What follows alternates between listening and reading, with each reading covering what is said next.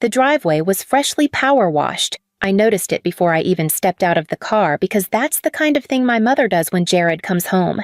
I parked behind a luxury SUV that had to be Talia's and sat still for a moment watching the porch light flicker. The house hadn't changed. Same shutters, same wreath on the door, same sinking feeling in my gut. When the door opened, my father Raymond stood in his company's coming sweater. He gave me a brief one-armed hug and said, "Everyone's in the dining room." We waited as long as we could. Inside, the air smelled like roast beef and old expectations. My heels clicked across hardwood as I followed him past the framed photos lining the hallway. Jared's college graduation, Jared in Tuscany. Jared shaking hands with someone important. There was one of me too, third grade, missing a front tooth tucked behind a plant. Elaine looked up as I walked in smile-poised eyes, calculating. "Lena." Finally, she said, as if I'd held up a Broadway production. "Everyone, this is my daughter. She lives in New York and works with books or something like that." She waved a hand toward me like I was an accessory that didn't match the decor. "Hi," I offered, stepping forward with a tight smile. Talia stood gracious and glowing in soft blue silk. "I've heard so much about you. You're in publishing, right? That sounds fascinating. What do you do exactly?" Before I could answer, my mother laughed. "Oh, she's always been the artsy one. Something literary. It's not like Jared's work, of course." She raised her wine glass with a smirk. "She's just creative." I bit the inside of my cheek. Across the table, Talia tilted her head slightly, then glanced down into her lap. I caught the subtle movement, the unmistakable glow of a phone screen beneath the tablecloth. She tapped, scrolled, and paused. Her expression didn't change much, but I saw it. Her eyebrows lifted, just a hair, her fingers stilling. Then quietly, she looked back up at me with a kind of curious respect I hadn't seen in a long time. I adjusted my napkin, heart pounding. I didn't know what she'd read yet, but I had a feeling everything was about to shift. I used to think there was something noble about being unnoticed, that if I kept my head down and did everything right, someone would eventually see me. But in the Whitmore household, visibility had a very specific currency, grades, trophies, college banners, and that currency belonged to Jared. From the moment he hit his first home run in Little League, it was clear where the family's attention would go. My parents beamed at every game, screamed from the sidelines, printed his stats in Christmas cards. At 9, he got a room remodel with a sports mural. At 10, a framed poster that read, "Greatness is earned." I was 8 when I wrote my first story about a girl who could speak to birds. My teacher gave it an A+ and a gold star with the words "Brilliant Imagination" scrawled across the top. I ran home with it folded neatly in my backpack, heart beating fast. "Mom, look what I wrote," I said, holding the pages out like treasure. She glanced at it, one hand stirring spaghetti sauce. "That's nice, honey. Put it on the counter, okay? We need to leave soon." Jared's playoff game starts at 6. I placed it gently by the sink, expecting she'd read it later. She never did. Days later, I found it still there, stained with a coffee ring and crusted sauce on the corner. No one had turned the page. That moment settled in me like wet cement. When I won a poetry contest in 6th grade, I didn't even bother mentioning it until the ribbon fell out of my backpack at dinner. "You should have told us," Dad said kindly, but he was already turning to ask Jared how tryouts went. I learned not to interrupt momentum. By high school, Jared was the golden boy. Varsity quarterback, debate captain, national merit scholar. My parents came to every event of his with bells on. When I got published in a regional teen magazine, my mother said, "That's sweet, but have you thought about a real career?" I stopped showing them things. I kept my poems in folders under my bed. I clapped at Jared's scholarship ceremony, smiling for the camera, even though I knew my name would never be printed on the program. By the time I graduated, I had perfected the art of disappearing in plain sight, and I carried that skill like armor when I boarded a one-way flight to New York. New York didn't greet me with open arms. It met me with subway delays, overpriced groceries, and a shoebox apartment with paper-thin walls. But even when the noise rattled my sleep and my paycheck barely stretched past Thursday, I felt more visible there than I ever had at home. I enrolled at a small liberal arts college in the Bronx, working shifts at a bookstore and tutoring freshman essays to keep the lights on. On weekends, I handed out flyers for a performance art group in Union Square just to afford Metro cards. I lived on peanut butter borrowed Wi-Fi in the wild hope that maybe, just maybe, my voice could matter. The writing program was rigorous, but I soaked up every critique. I learned how to cut the fat from my sentences, how to find the blood beneath a pretty metaphor. A professor pulled me aside after workshop once and said, "You don't write to be seen, you write because it's how you breathe. Don't stop." I didn't. After graduation, I was accepted into an MFA program in Brooklyn. I got a partial fellowship and picked up night shifts at a diner to cover the rest. It was exhausting and glorious. I wrote on receipt paper between orders. I wrote in laundry rooms and under library lamps and on the fire escape at 3 a.m. My work started appearing in places I'd once only read small literary journals, then bigger ones. A poem got picked up by Plowshares. An essay landed in The Atlantic. A short story about a girl whose family only remembered her birthday when she won an award made its way into a national anthology. I didn't call home. When my parents did call, the conversations stayed shallow. "How's New York treating you?" meant, "When are you giving up and coming back?" I gave vague answers asked about Jared and never mentioned deadlines, grants, or readings. It wasn't that I didn't want to share, it was that I knew what the silence would feel like if I did. 3 years after my MFA, my debut short story collection was picked up by an independent press. Thin Spaces received glowing reviews and a nomination for the American Fiction Prize. When I got the call, I stood in the middle of my kitchen, surrounded by takeout containers and unpaid bills, and wept. Then I opened my laptop and started writing the next thing. The table was dressed in crystal and china, all gleaming under the chandelier my mother insisted on polishing herself. The kind of presentation reserved for her book club luncheons and Jared's homecomings. I'd forgotten how stiff everything felt in this house, like the silverware might judge you if you used the wrong fork. Talia sat beside Jared, warm and gracious, filling the space with a kind of quiet charm. She asked me thoughtful questions: where I lived, if I liked New York, what kind of books I worked on. I tried to answer, but Elaine always found a way to steer the conversation back to Jared. "Oh, did you tell them about the new office sweetheart?" she said, reaching across him to refill his wine glass. "Corner view of the city. Very impressive. They're even flying him out to consult on that merger in D.C.? That's amazing," Talia said, genuinely beaming at him. "I'm so proud of you." I smiled politely, sipping from my glass, letting the stem cool my fingertips. So, Lena Talia turned back to me. "Are you working on any new books right now?" I opened my mouth hopeful.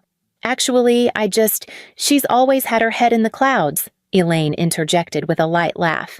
"One time, we practically had to pry her off the couch because she was glued to a book all summer. But that's Lena. Very creative." She said the word like it was a flaw. Jared shifted in his seat. My father cleared his throat but didn't speak. I set my fork down slowly. "I've actually been working on." Elaine waved her hand.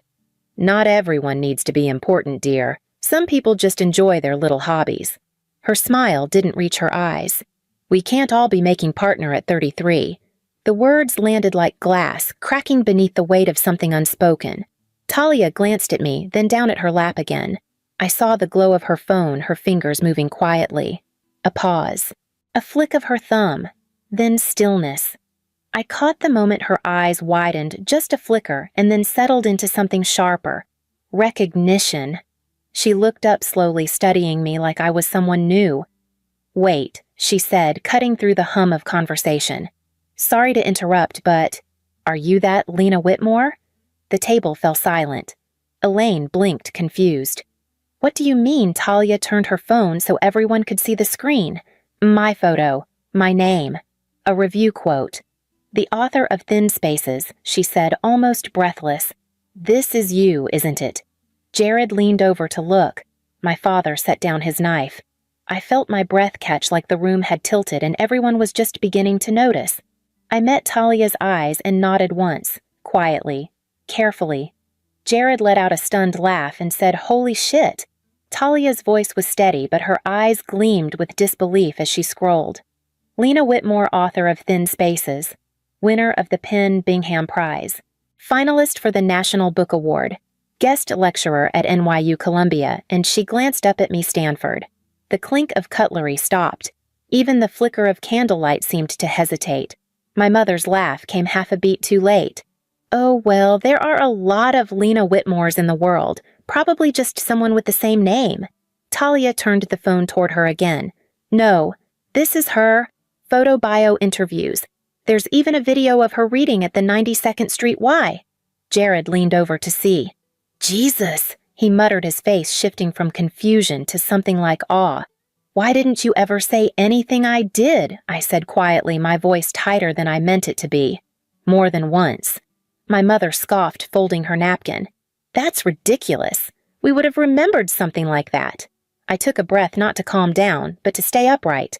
When I got my first story published in The Atlantic, I called. Dad answered. You said Mom was busy getting ready for Jared's tournament. You told me to send it in the mail.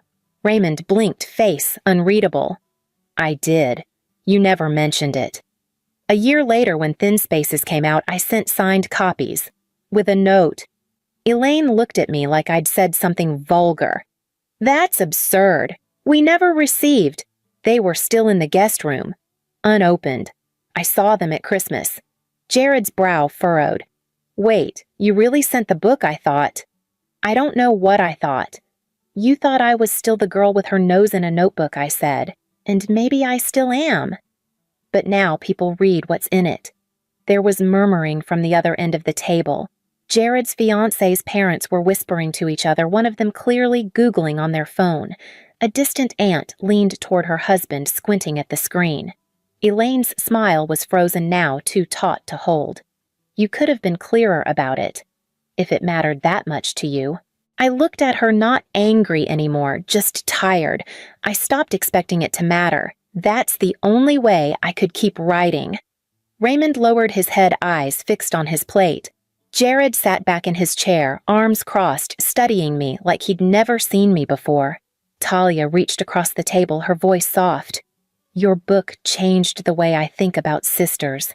I had no idea it was personal. I didn't say anything.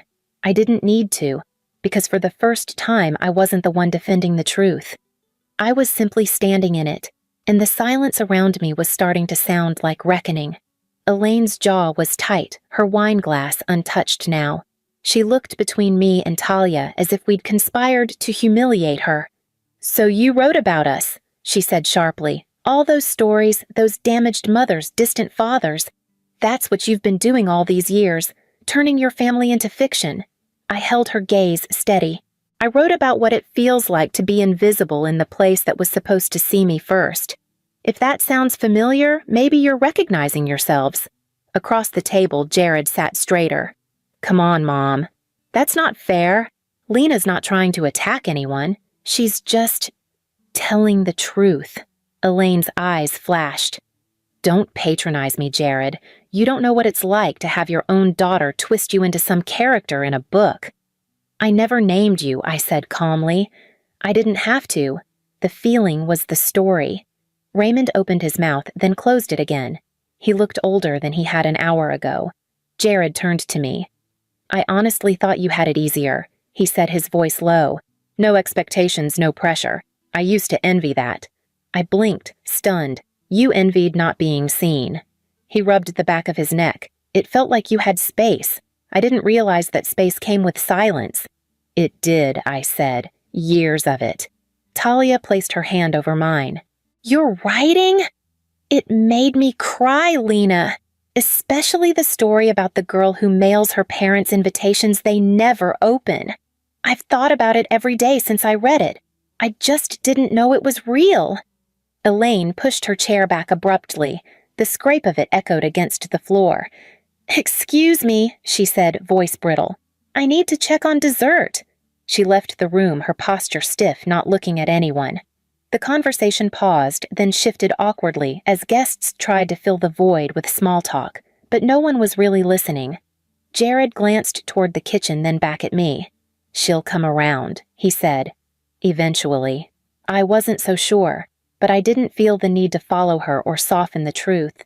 For once, I hadn't bent myself to make others more comfortable.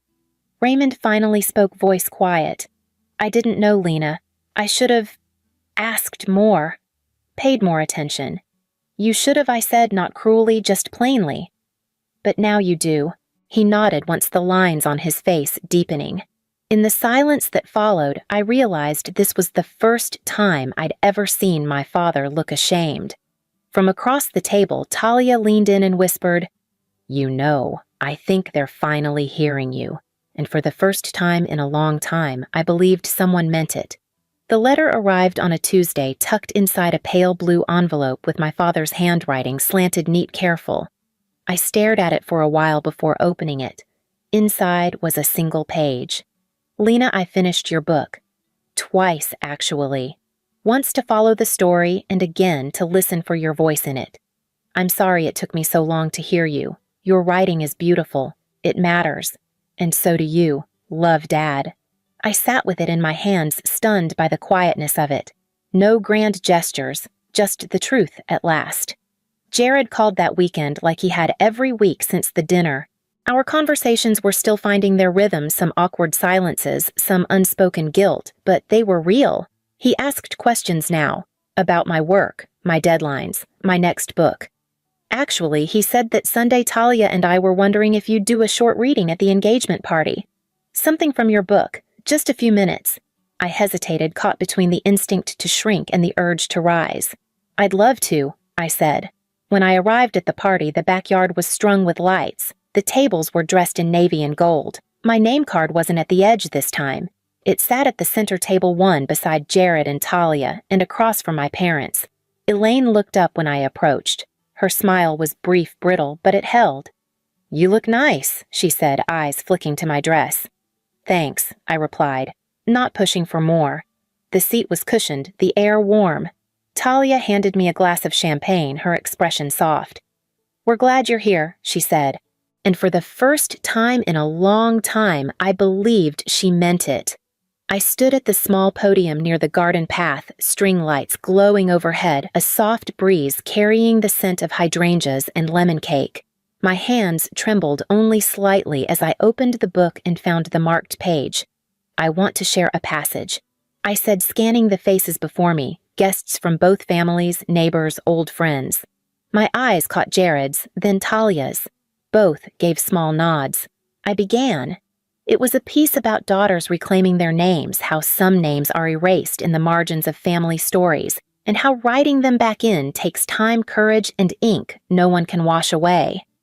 I read slowly, carefully, not performing, just telling the truth in my own rhythm. When I finished, the silence held for a moment longer than I expected. Then soft applause, then louder. A ripple of appreciation. I stepped down, heart-thudding. Talia's mother came up first. "I teach contemporary literature at Crestwell College," she said warmly. "My students read your work. You give them something they don't get anywhere else, something honest." "Thank you," I said, stunned. Later, as guests wandered to dessert, I caught sight of Elaine near the buffet table. She was dabbing at the corner of one eye with a cocktail napkin. When she noticed me watching, she turned away slightly, said nothing. But she didn't leave the room. After the party, I was gathering my things when Raymond approached. He looked tired but lighter somehow. That piece, he said, voice low, was powerful. "Thanks, Dad." He leaned in, giving me a hug more solid than any I could remember. Then, in a whisper, meant only for me, "Your mother stayed up reading last night." She didn't say much, but she kept turning the pages. I held that sentence in my chest quietly. Not a resolution, not a rewrite of the past, but maybe the beginning of a new chapter. Epilogue. The shelf, back in Brooklyn. The city noise wrapped around me like an old coat, familiar, a little frayed, but still mine. I was sorting through mail when I saw the padded envelope with my mother's handwriting on the label. My breath caught. Inside was a printed photo, slightly grainy, taken from the hallway of my childhood home. It was the living room shelf, the one that used to be reserved for Jared's trophies and framed certificates. Only now my books sat beside them. Thin Spaces, the anthology, even the galley of my upcoming novel. Tucked behind the photo was a short note on floral stationery. "Lena." I didn't understand what I threw away. "I'm reading now, Mom." I didn't cry. I didn't rush to respond. I just stood there for a long moment holding the paper like it was something fragile and strange. Then I walked to my desk and placed the note beside the draft of my next manuscript. It didn't erase the silence or the years it filled, but maybe quietly it was enough to begin again.